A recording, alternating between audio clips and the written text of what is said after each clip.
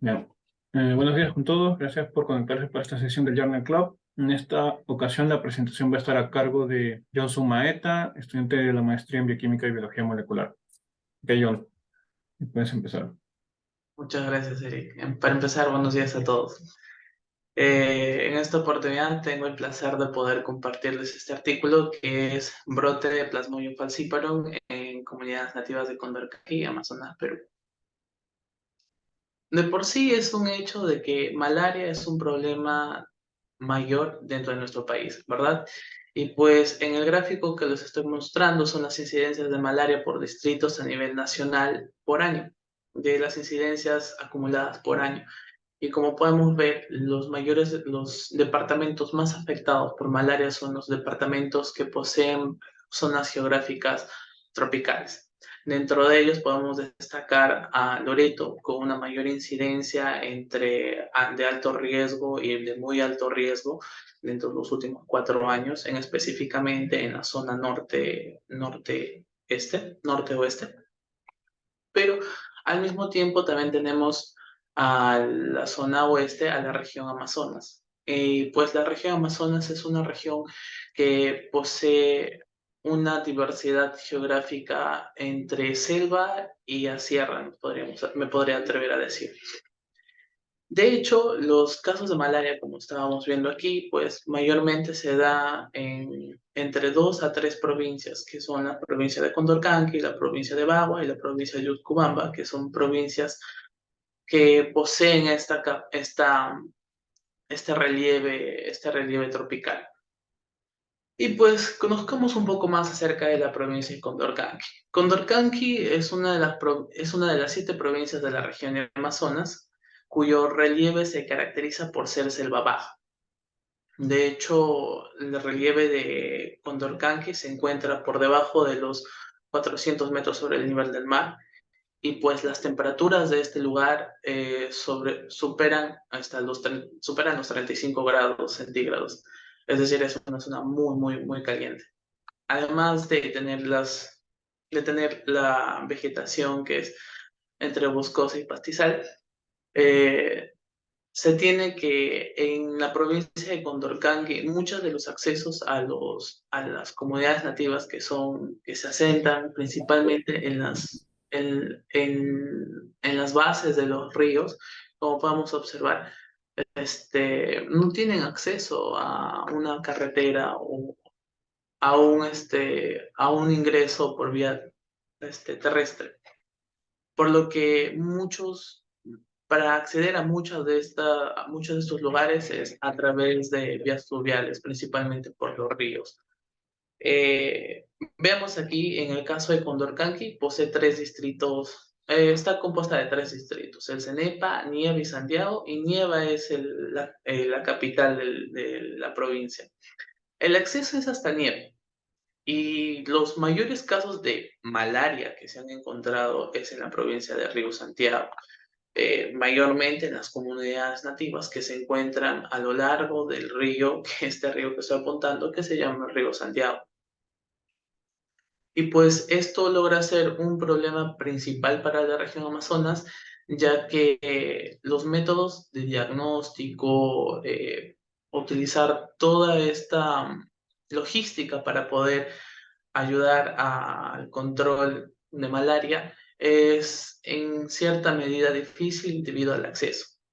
Aparte por las ideas o la idiosincrasia de ciertas comunidades nativas, ya que ellos suelen ser un poco reacios a la presencia de personas extrañas. Pero ¿cuál es el problema aquí? El problema principal es de que justo a lo largo del río Santiago es donde existen los mayores casos de malaria, como les estaba mencionando. De hecho, en el artículo menciona que hasta el 2019 el 95% de los casos de malaria se acumulan en este distrito del río Santiago, específicamente en las comunidades nativas a lo largo del río. ¿Y sabes la población? La población, a ver, justo para el 2019, la población era un total de 4.200 y algo, más o menos.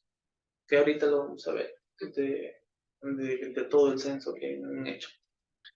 Y pues veamos el desarrollo epidemiológico por año, es decir, el número de casos de malaria en la provincia de Condorcanqui. Cuando me refiero a provincia, me refiero a los 3 distritos, Santiago, Sinepe y Ñeembucú. Como podemos ver, el aumento del número de casos a veces está determinado por un fenómeno que es el fenómeno del Niño, como los que se dieron entre el 2004 y el 2005, y con ello aumentó el número de casos. Como podemos observar también, el tipo de infección más prevalente en Condorcanqui es Vivax. Pero en el 2005 se tuvo un brote de falciparum, el cual fue controlado hasta el 2008. Y luego, en el 2015, encontraron otro brote de falciparum. De hecho, la red de salud de Condorcanqui reporta que para el 2015 solamente hubo, entre el 2015 y el 2018, solo hubo 4 casos. Y de esos 4 casos, uno provenía de una comunidad anexa cercana a Amazonas que pertenece a Loreto, que se llama Xinguito. Entonces, eh,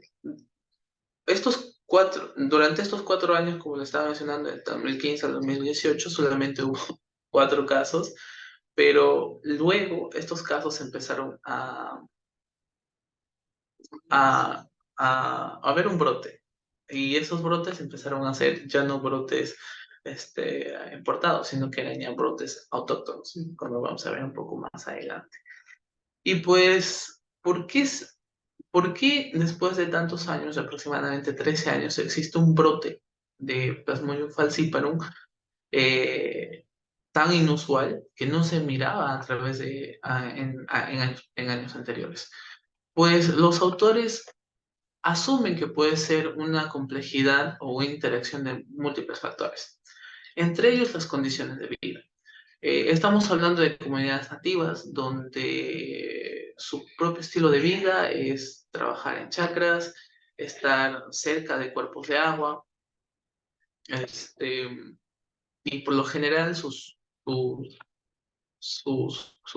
condiciones o sus actividades son hasta las 6 de la tarde y un poco más, que es donde el mosquito anófeles tiene mayor actividad de picadura. También los viajes de los pobladores. Como había mencionado, en el 2015 se había reportado un caso de Xinguito, que es de Loreto. Entonces, entre los viajes de los pobladores, pues el único tipo de viaje o la única vía es a través de pequepeques, o sea, vía fluvial. También asumen el cambio climático. Como podemos observar, los periodos de presentación del fenómeno del Niño también ha tenido una gran influencia en lo que son aumentos de los casos. Recordamos también que en el 2016 y en el 2017 también hubo un fenómeno del Niño y precisamente un aumento de temperaturas y con ello también el aumento del número de casos. Los mosquitos resistentes. En el caso de Condorcanqui, hasta el 2018 no se reportaba programas de fumigación para eliminación de mosquitos, lo cual es bastante interesante porque nos da a entender de que la población de mosquitos se encuentra en un estado silvestre, ¿no? Y no posee, o hasta ahora no se ha caracterizado algunos fenotipos que estén asociados a resistencia de uno de los principales insecticidas. Y pues aparte, una vigilancia no robusta, ya que como les había mencionado, el acceso a estas comunidades es difícil y pues la interacción tiene que ser debidamente con el permiso de los APUs, quienes son los representantes principales o los representantes de cada comunidad. Es una consulta.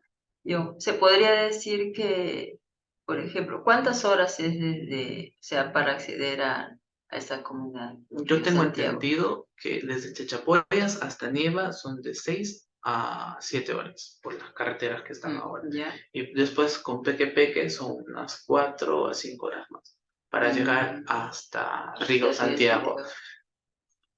Para llegar hasta Río Santiago. Gracias. Y pues los objetivos del artículo, lo que quieren realzar los autores, es realizar un estudio epidemiológico en 8 distritos sanitarios. Vamos a llamar a distritos sanitarios al conjunto de comunidades nativas. Y estos distritos sanitarios se dividen en Cuasa, Soledad, Ayambis, Nauta, Chapiza, Chosica, Yutupis y Guayabal. Por otro lado, otro objetivo era realizar un seguimiento de todos los casos positivos, verificar cuáles son los factores de riesgo y esto hasta la culminación de sus tratamientos con cloroquina y primaquina. ¿Ah? Y pues, por último, también ellos realizan un análisis de asociación de factores de riesgo. Pues la metodología, como veremos, es un trabajo conjunto entre la Direza de Amazonas, la Red de Salud de Condorcanqui y el Instituto de Enfermedades Tropicales de la Universidad Toribio Rodríguez de Mendoza. Para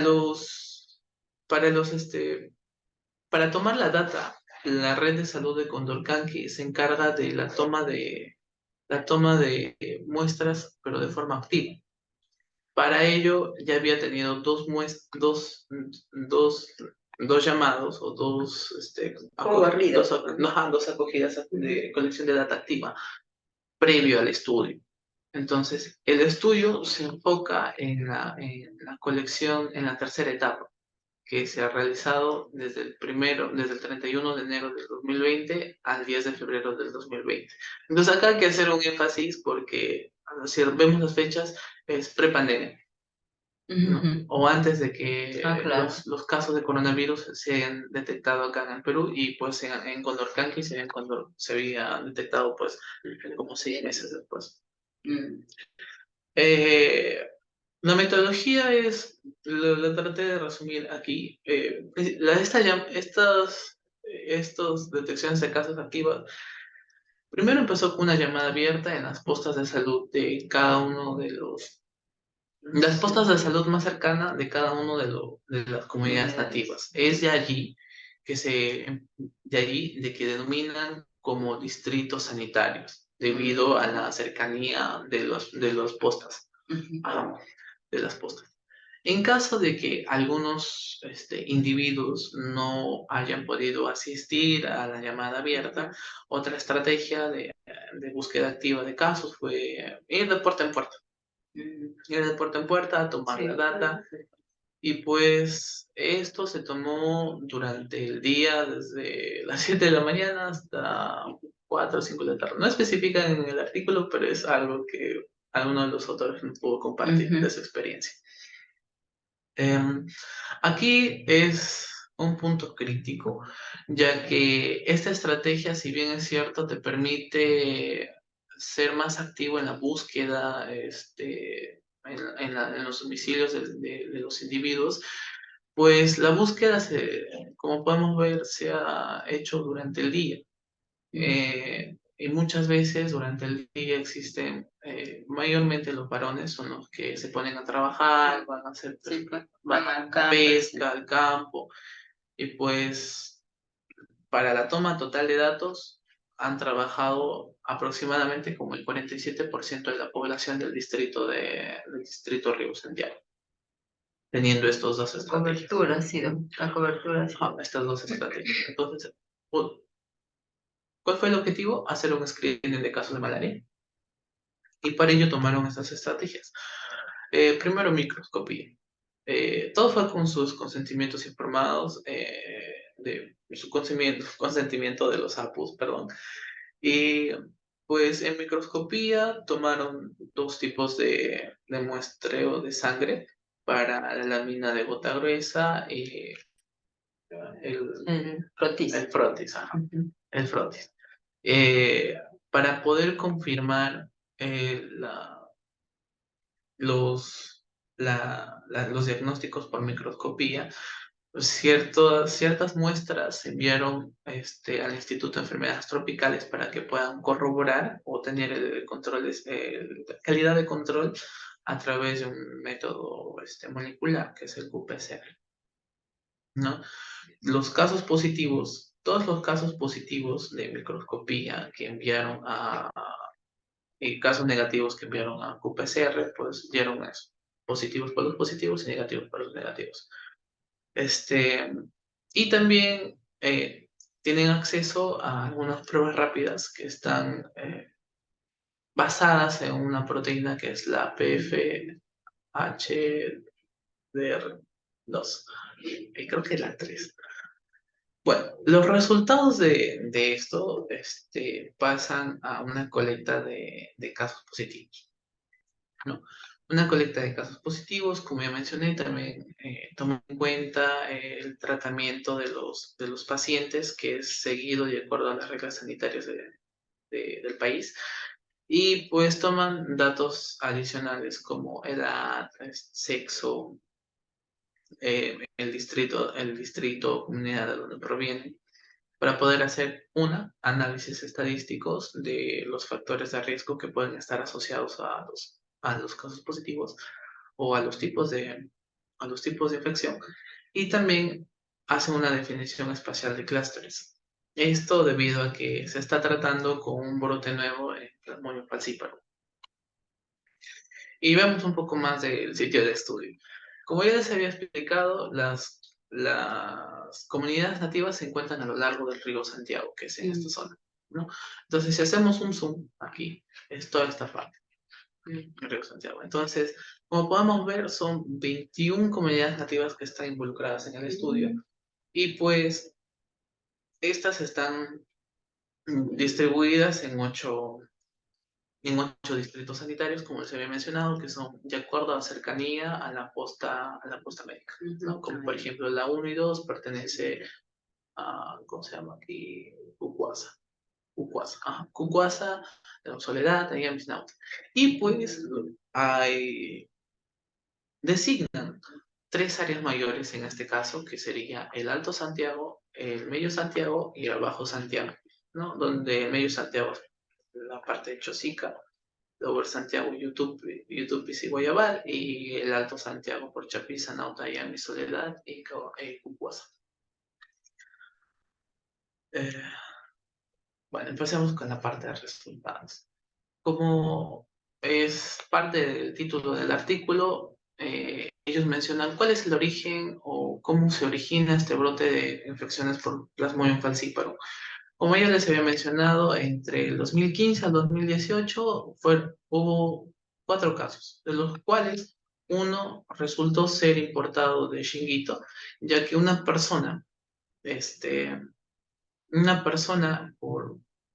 llegó a la zona de Soledad por una fiesta que es típica de la selva peruana, que es la fiesta de San Juan. Y eso es efectivamente entre la semana epidemiológica 23, 24, 25, que se da en el 24, 23 de junio. Ajá. ¿Por qué fue importante eso? Porque el caso importado de Chinguito lo reportaron a finales del 2018. En enero del 2019 detectaron los primeros casos autóctonos en 2 niñas en la provincia, en el distrito de Soledad, o sea, aquí. Y pues aquí hay 2 posibilidades. Que también estas 2 niñas presentaban síntomas, y es por eso que habían asistido a un centro de salud. Entonces la posibilidad queda de que existieron en ese momento personas que fueron asintomáticas, lo cual de alguna manera dio flujo a este brote, ¿no? Y pues eso, o esa hipótesis que se planteó, es una de las principales razones por la cual hubo un incremento inusual de los casos de Plasmodium falciparum. Y bueno, otra hipótesis más que se comprueba, que sería que hay una mayor relación de casos asintomáticos con este tipo de infección. Ahora veamos.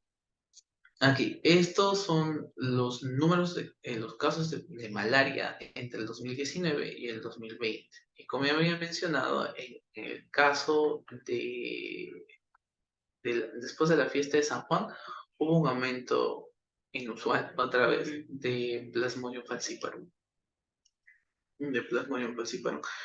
Y pues estos iban aumentando o tenían el mismo patrón de incremento de casos que Vivax. Y pues, como ya les había mencionado, la toma de datos fue a través de la toma de la detección activa de casos. Para este estudio es justo aquí, en la tercera. Entonces estamos hablando de estos datos. Y pues hubo una cuarta, ya que hubo una preocupación de este brote inusual y pues como podemos ver el número de casos ha disminuido, pero el número de casos ha disminuido justo en las etapas donde los mayores esfuerzos de diagnóstico no estaban orientados a malaria, sino estaban orientados a COVID. ¿No? Y pues aquí vamos a ver cuáles son cuáles son los distritos sanitarios más afectados de acuerdo al tipo de infección que sea por falciparum. Como podemos ver es la parte de, de Cucuasa. ¿Ves? No, acá es esto, Chapiza. Chapiza. Sí. Recordemos de que los primeros casos para falciparum habían sido detectados en Soledad, ¿no? Y pues a partir de Soledad, a partir de Soledad existe una distribución hacia las comunidades aledañas, ¿no? Entonces, el punto de brote para falciparum es aproximadamente en esta zona que sería en el Alto Santiago, que ahora lo vamos a ver en un mapa. Y pues luego una de los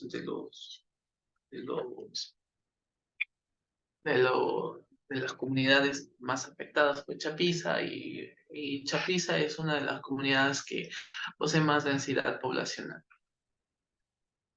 Sí, más densidad poblacional.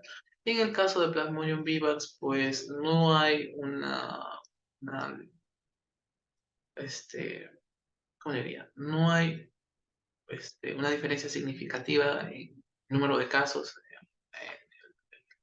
Cuando se toma en cuenta el tiempo del Festival de San Juan, pero igual, Chapiza es uno de los distritos con mayor casos, mayor número de incidencia.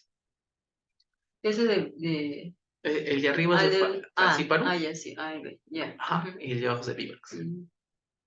Y entre los dos, Chapiza, el distrito de Chapiza, siempre es el más afectado en esta toma de datos. Y pues, en la detección los resultados de la detección activa de casos en la tercera etapa se están divididos en cuatro. La primera es la prevalencia de malaria. Como habíamos visto en el cuadro anterior, pues Chosica y Yutupis fueron los Yutupis acá, marroncito, se nota. Chosica y Yutupis fueron los distritos sanitarios con mayor porcentaje de prevalencia de los casos de malaria positivo, seguido de Chapis y Naut, ¿no? Y pues el total de casos el total de prevalencia es del 8.1%, teniendo en cuenta un total de 2.718 pobladores, que esto representa el 47% de la población. O sea, hicieron un muestreo de casi la mitad de la población, de Río Santiago, ¿no? De Río Santiago. El total de población es 5.700. Y pues aquí lo que observamos es que las tasas de prevalencia en Vivax es mayor tanto en Nauta, Chapiza, Chosica y Yupis, que corresponden al medio y bajo, medio y bajo Santiago. Y En el caso de la prevalencia de falciparum, que es significativamente mayor a los otros distritos sanitarios, serían Ayambis y Soledad, que sería acá. Soledad y Ayambis. Está más cerca. Okay. Recordemos que el flujo del río es hacia abajo. Así. Es aguas abajo. Así. Y bueno, acá este punto es importante ya que aquí los autores tratan de definir cuáles son los clústeres espaciales con respecto a los tipos de casos, a los tipos de infección, los VIVAX o falciparum. Y pues ellos detectan o dicen que para el caso total de malaria hay un clúster alto que involucra el medio Santiago, como vamos a ver ahora, que involucra el medio Santiago. Y empieza desde Chosica. Y esto es un heatmap que involucra las prevalencias. Y mientras mayor va hacia rojo, pues las prevalencias son mayores. Y pues para este caso, los casos totales de malaria no encontraron un clúster con un clúster bajo, que sería una baja prevalencia de los casos, porque en realidad el número mayor de casos que, como hemos visto en el cuadro, en el gráfico de línea, era mayormente en Chosica. Y pues, para el caso de falciparum, perdón.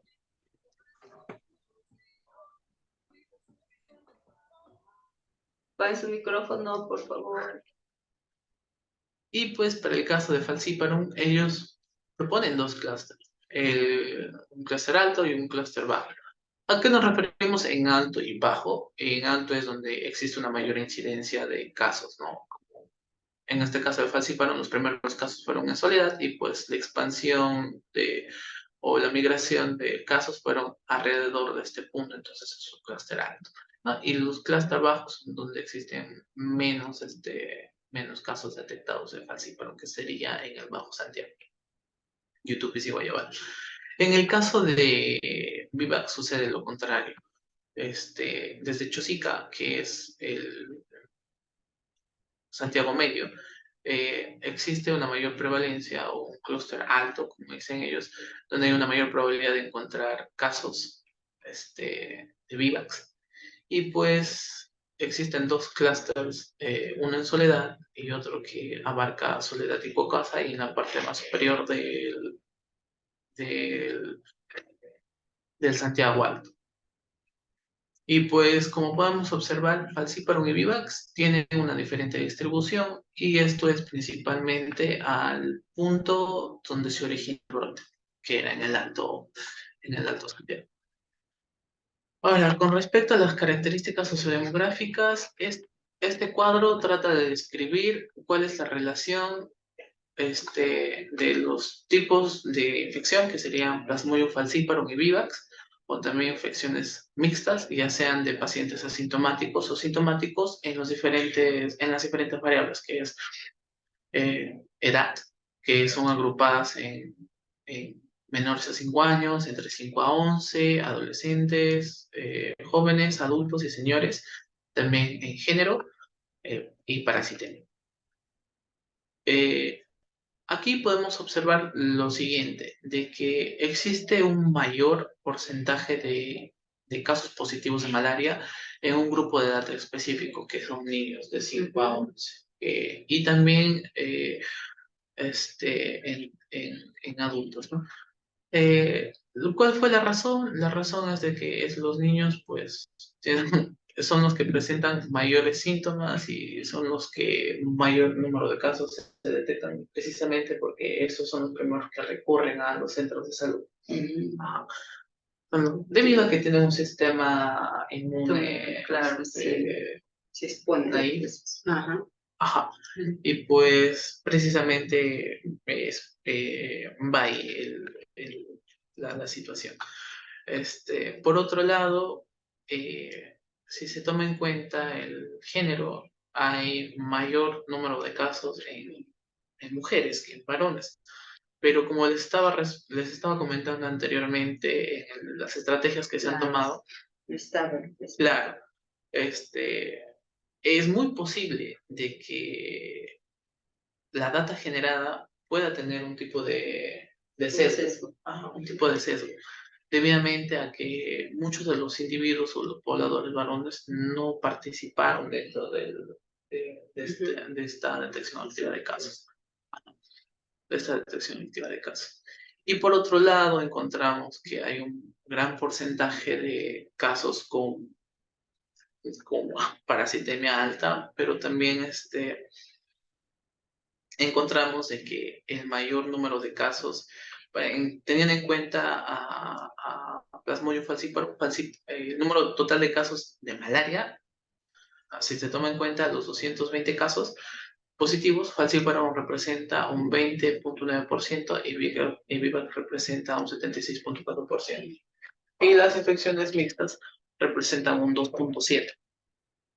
Y más interesante aún es de que para el número total de casos de Plasmodium falciparum, la mayoría de casos, la cuarta parte, el 80% son casos asintomáticos y pues la mitad del total de VIVAC son de casos asintomáticos también.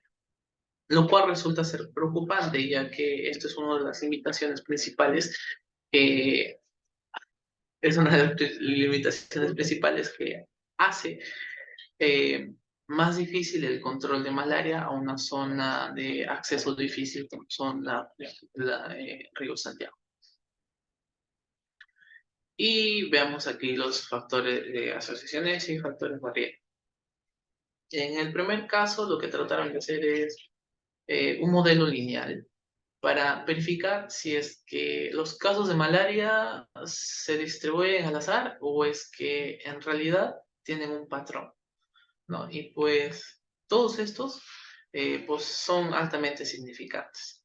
Y pues, como ya habíamos visto anteriormente, que en Chapiza, y Chosica, y Nauta, y Yutupis fueron los distritos sanitarios donde mayor prevalencia se han encontrado, entonces la probabilidad de encontrar casos de malaria debería ser mayor. Y pues efectivamente, ¿no? En este cuadro podemos ver lo siguiente, que las probabilidades de encontrar casos de malaria en estos cuatro distritos sanitarios es mucho mayor, a diferencia de, por ejemplo, Guayabal, que el número de casos es disminuido. Entonces, aquí sí podemos observar una asociación significativa entre los distritos sanitarios y las infecciones de malaria. Es decir, los casos de malaria no están distribuidos aleatoriamente. Ajá.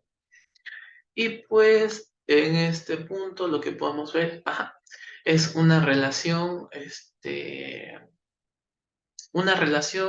entre factores de riesgo, o vamos a ponerlo en este caso variables.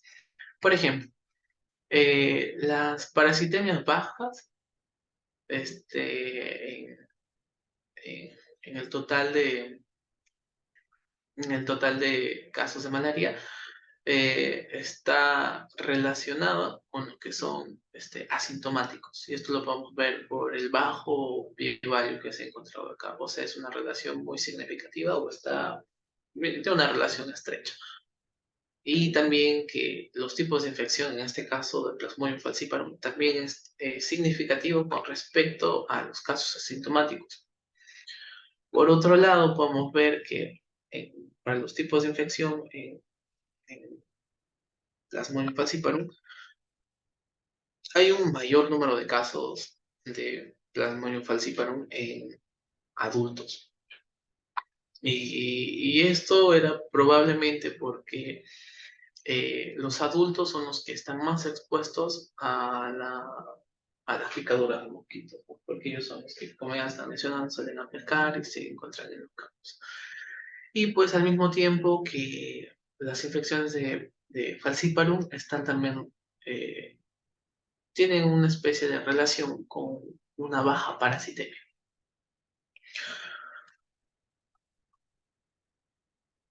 Y pues vamos a pasar aquí a discutir un poco respecto a estos resultados. En el El caso de infección de Plasmodium falciparum, como ya mencioné, fue un caso importante. En el 2018 se reporta este caso proveniente de Chinguito, que es una comunidad que se encuentra a 57 kilómetros de Soledad. O sea, es relativamente cerca. Y pues básicamente es debido a la fiesta de San Juan, donde es una fiesta de compartir, interacción y costumbres, este intercambio de saberes, entre otras cosas que es muy popular en el país.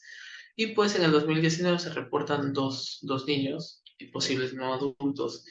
Y en el finales, a partir de la semana epidemiológica 27, estos casos se esparcieron a las comunidades aledañas.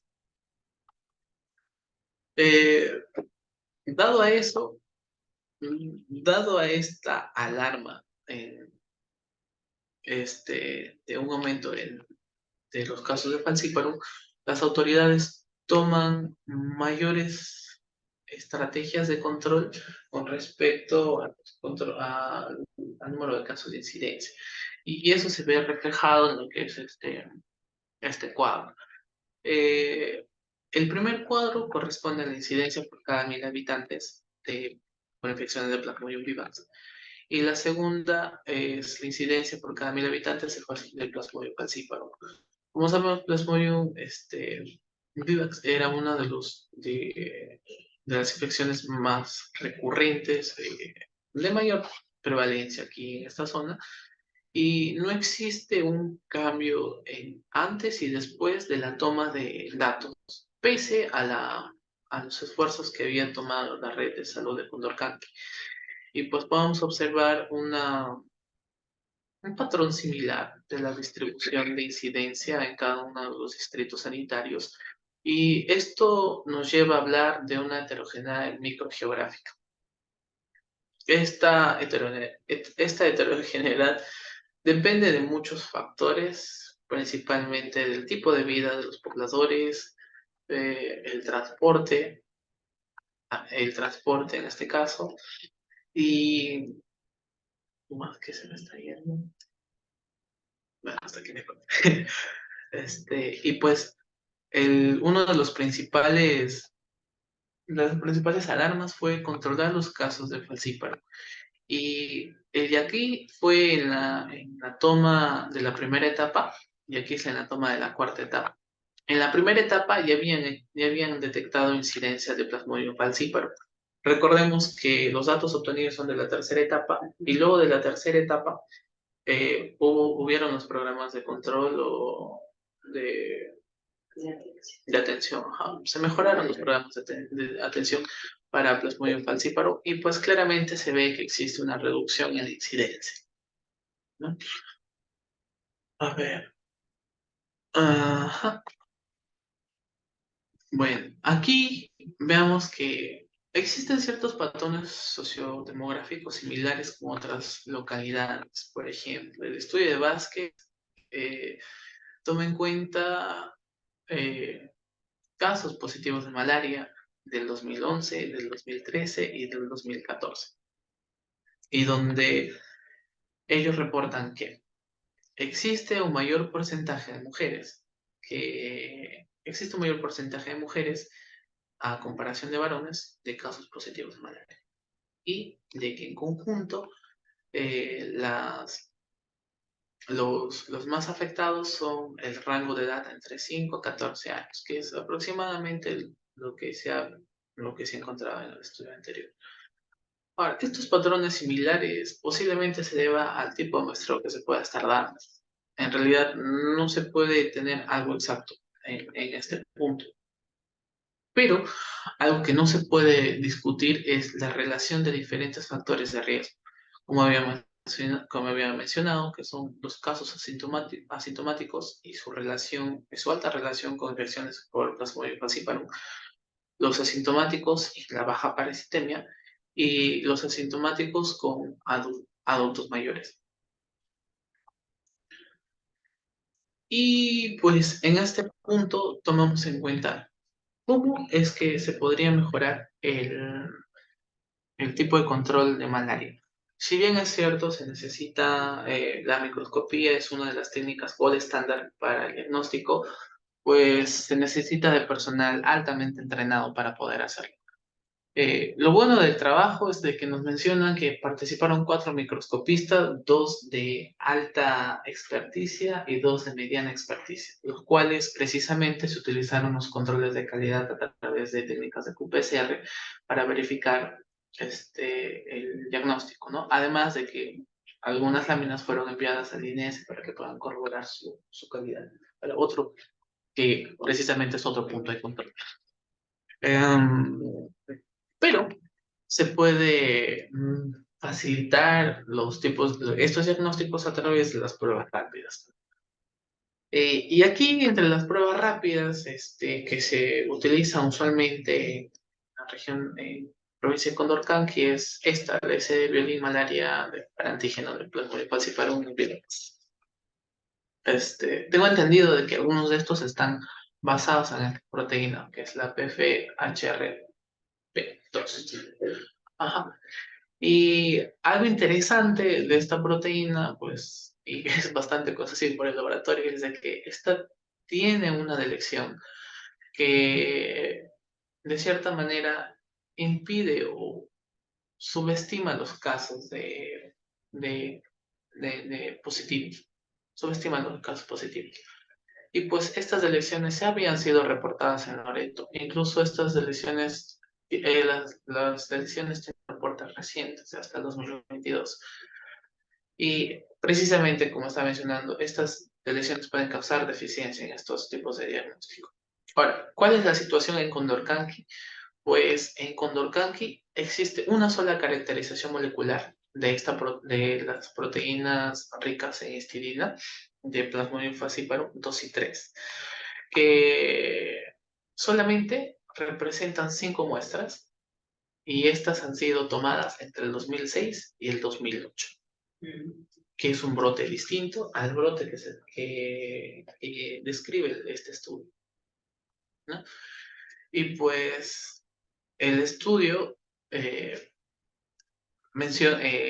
la doctora Gamboa del 2010 menciona que de estas 5 muestras, 4 eran positivas para la detección de una región de la PFHRP3, ¿no? Entonces, ¿qué se puede decir en este punto? De que la región Amazonas, específicamente la provincia de Condorcanqui, es una zona no explorada molecularmente. Si bien es cierto, hay esfuerzos y que pronto se van a publicar por el Instituto de Enfermedades Tropicales de Amazonas, no se tiene data disponible acerca de este tipo de mutaciones, ¿no? Como de lesiones en este tipo de proteína o, no sé, algún tipo de resistencia a fármacos. Y esto hace bastante interesante saber cómo es que es la dinámica del parásito en esta región y cómo la podemos tomar eso como ejemplo o sacar ciertas deducciones con respecto a lo que está pasando en Loreto. Ujú. Y pues, por otro lado, fue punto de discusión las confecciones endémicas. Para el punto del artículo en la toma de datos fue la base de datos, perdón, fue, fue la emergencia sanitaria por coronavirus, donde podemos observar que el número de casos de malaria disminuye en esta etapa de emergencia por COVID, ¿no? Que ella había mencionado era una posible subestimación de estos casos debido a que todos los enfoques estaban destinados al diagnóstico de COVID. Entonces, aquí, en cierta manera, se ha descuidado el control de malaria y eso fue algo preocupante, ya que existen ciertas reacciones endémicas entre malaria y COVID, entre otras enfermedades infecciosas, que puede sugestionar de alguna manera el sistema inmune y de que los cuadros patológicos sean más graves. Y pues para terminar, este estudio es en realidad el primer estudio que describe la situación epidemiológica de casos de malaria en comunidades nativas en Amazonas y También se describe el primer brote reportado de falciparum con presencia de casos asintomáticos. Por otro lado, también rescata o realza la importancia de mejorar los sistemas de diagnóstico de asintomáticos y sintomáticos, ya que con información obtenida se puede tratar oportunamente y pues prevenir la propagación de malaria a otras comunidades de Amazonas. Y también hace un hincapié en la situación actual de malaria en Condorcanqui, ya que la falta de seguimiento puede conducir al establecimiento de sindemias con otras enfermedades infecciosas. Y pues en este punto, si bien es cierto, ya no tenemos emergencia sanitaria por coronavirus, tenemos emergencia sanitaria por dengue. Ah, caray. Y bueno, muchas gracias. No sé si tienen alguna pregunta.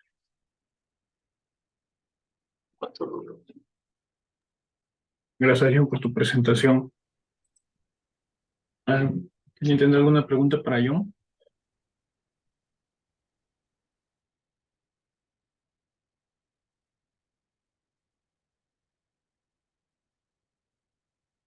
Cri, cri. No, a mí me queda una duda. Bueno, esta es Robertson. Sí, Robertson. Sí, cuando hicieron la detección activa de casos, ¿le hicieron PCR a todas esas muestras o solamente las positivas por microscopía lo confirmaron? Ah, sí, Eso no me sí. queda claro. Justo como estaba mencionando, las únicas respuestas de casos positivos que se dieron en el momento fueron por microscopía. Para poder avalar estos resultados como tal, se tomaron dos puntos de control de calidad.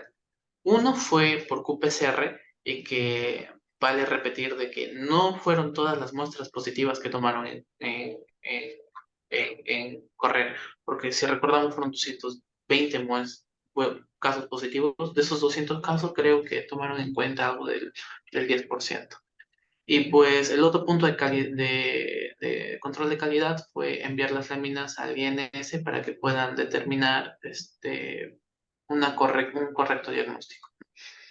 En resumen, no corrieron todas las muestras por qPCR, solamente fue por un punto de control. Ah, ok. Y ya, entonces,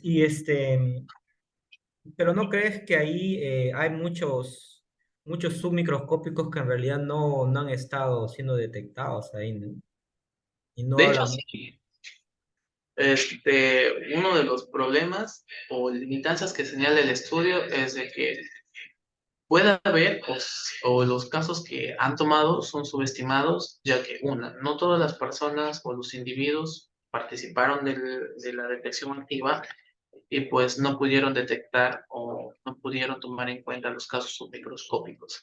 Es por eso que creo que no lo mencioné de manera adecuada en la presentación, que uno, una de las limitancias a esto de microscopía era utilizar los test rápidos, pero aún es un campo ignoto en Condorcanqui saber si es que estas proteínas que son utilizadas como antígeno son silvestres o tienen un tipo de mutación. Para este brote que fue del 2019 y que este brote aún ha continuado hasta el 2023, creo. Ok. Claro, entonces ahí estaría como que faltando información todavía, ¿no? Ah, En de ot- hecho, sí, perdón, me ibas a decir algo, Roberto. Sí, no, que faltaba esa información Ah, sí, sí, de manera para complementar mejor ¿no? Pero me imagino que será parte ya de otros resultados más que van a publicar. Dos cosas más para no preguntar mucho. ¿Cómo ellos han definido un asintomático a malaria? ¿Cuál fue su criterio de definición? Y lo otro, ¿cómo tú puedes explicar que niños que que sean de una edad, me parece, de hasta 4 años, tenían altas infecciones asintomáticas. ¿Cómo puedes explicar eso? En una de tus diapositivas he visto ese número. Sí. A ver, la primera era, ¿Cómo definieron ellos un asintomático? ¿Qué ya, criterios epidemiológicos, no sé, o molecular? ya, no tengo mucho alcance de eso, pero tengo entendido de que existe una ficha de una epidemiológica. Es una ficha sanitaria que recién,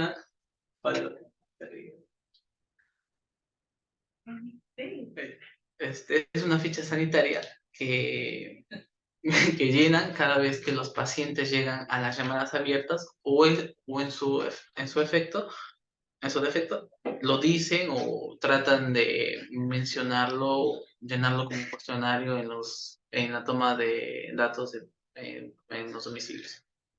Por el otro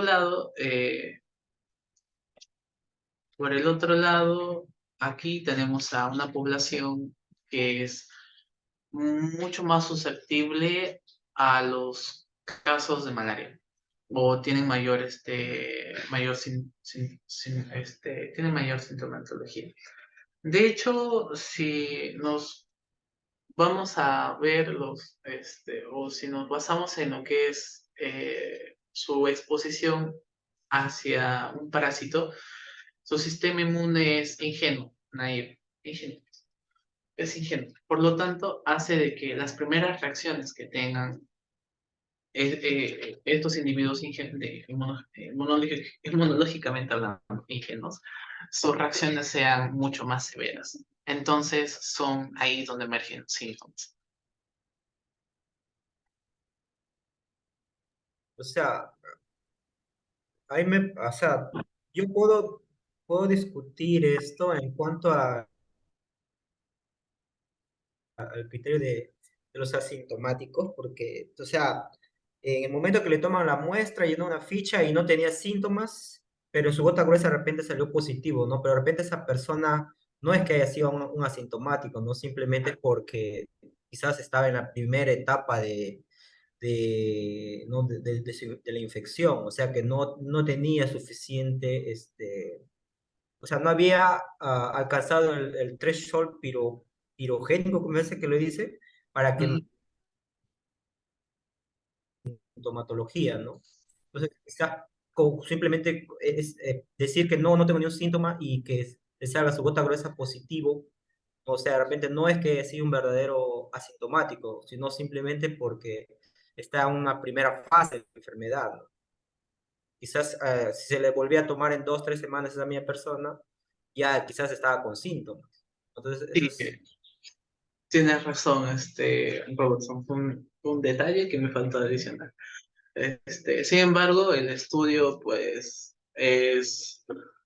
fue la toma de datos una sola vez por persona en un tiempo limitado, ¿no?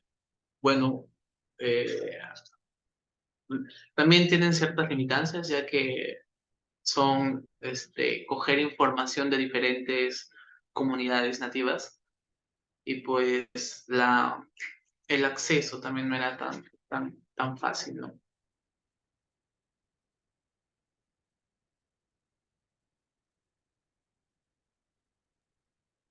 Bien, Freddy tiene la mano levantada.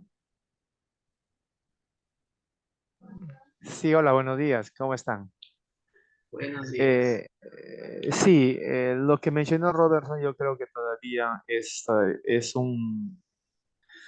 algo que no está bien definido el tema de asintomático, ¿no? Nosotros, pero no necesariamente es porque están en la primera fase. Nosotros, yo tuve la oportunidad de estar en un estudio de como de 9 años de incidencia y tiene que ver también con la exposición a malaria en el tiempo y donde vive la persona. He conocido personas que viven tanto tiempo en un lugar endémico que con 2 cruces de malaria hay veces que no hacen síntomas. Tú les encuentras y dicen, me duele un poquito la cabeza, pero tú les haces la gota a veces y le encuentras con 2 cruces de malaria. Como hay personas que no han tenido muchas infecciones y con media cruz de malaria, ya sea vivas o falcipadas, empiezan a tener síntomas. Por esa razón que hay veces que es muy difícil definir bien un asintomático en malaria. Hay varios factores que se tienen que analizar, ¿no? Desde el número de exposiciones, tiempo que vive en la zona, densidad parasitaria, la especie que está infectada. Son varios factores que se tuvieran que relacionar o correlacionar para poder determinar si es un asintomático. No te hemos encontrado pacientes que se les tomaba una gota gruesa, salían negativos, se le hacía PCR, salían positivos. Nos íbamos a la semana a tomar una lámina, otra vez una muestra de PCR y le encontrábamos negativo, ¿no? Y eso lo llamaban otros pacientes autolimitados y nosotros decíamos entonces es un asintomático porque un paciente que está con malaria al PCR y a la semana nos vamos y 8 días, porque la otra muestra era el 8º día y le encontrábamos prácticamente negativo, ¿no? O sea, todo eso de allí realmente son variables que en la realidad no podríamos saber asintomáticos. Si quisiéramos ser prácticos, solamente diríamos, si tiene fiebre, sintomático. Si tiene síntomas, sintomático. Si no tiene síntomas, asintomático. En el Ministerio de Salud, básicamente lo definimos así, ¿no? O sea, van a la comunidad, hacen un barrido y por ahí encuentran dentro de la familia que toman las láminas y le toman a las 5 personas y de las 5 uno tiene fiebre y sale positivo y el otro no tiene ningún tipo de síntoma, sale positivo. Entonces hay un asintomático y un sintomático. Así lo tabulan para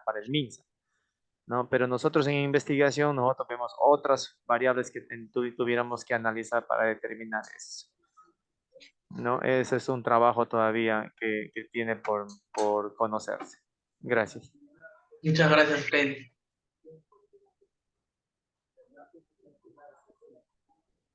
¿Alguien más tendrá alguna pregunta para John? No. Bueno, John, gracias por tu presentación. Gracias por conectarse, por sus intervenciones. Creo que podemos dar por concluida la sesión de hoy. Gracias a Muchas todos. gracias.